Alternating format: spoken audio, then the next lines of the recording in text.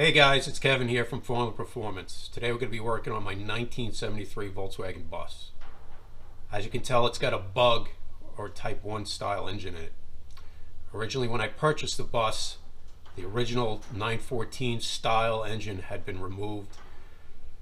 Many years ago I was fortunate enough to acquire the correct European engine tins to put a Type 1 bug engine in a bus of this year. Today we're going to be doing a little bit of maintenance.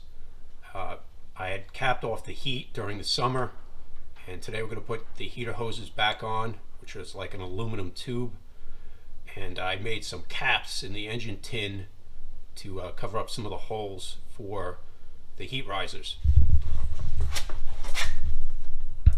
As you can tell, I made this little 3-inch disc out of some scrap sheet metal I had laying around. I believe it was about a 16 gauge. It's basically a disc on both sides with a through bolt. Similar application on the passenger side. These are the caps in the fan shroud that just cap off the heat. I also made this plate here many years ago to cap off the carb heat. Again, just out of some scrap sheet metal. I made a template out of cardboard and just cut it out.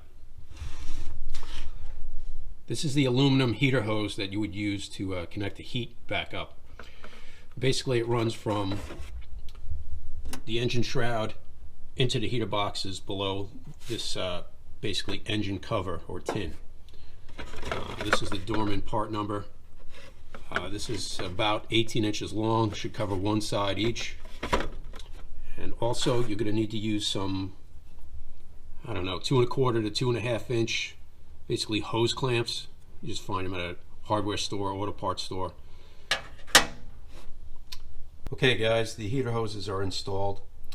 As you can tell, it's like a sort of an aluminized accordion hose that you stretch to fit. The Dorman replacements come in a 18-inch length, which is long enough to do one per side. Just used a simple hose clamp, just a flat head to tighten it up. Did it on both sides.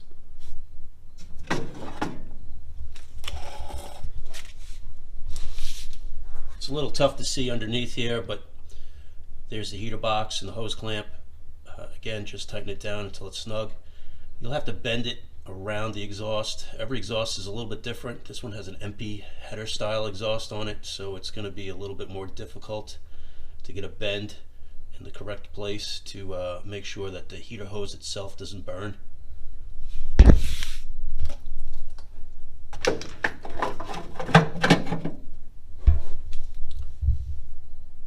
Now guys, I replace these heater hoses every season. They're not expensive, they're about $5 a side. It's just good insurance that there's no leaks. Now guys, if you found this video helpful or useful, please leave a comment, thumbs up, a like. It all makes a huge difference on the channel.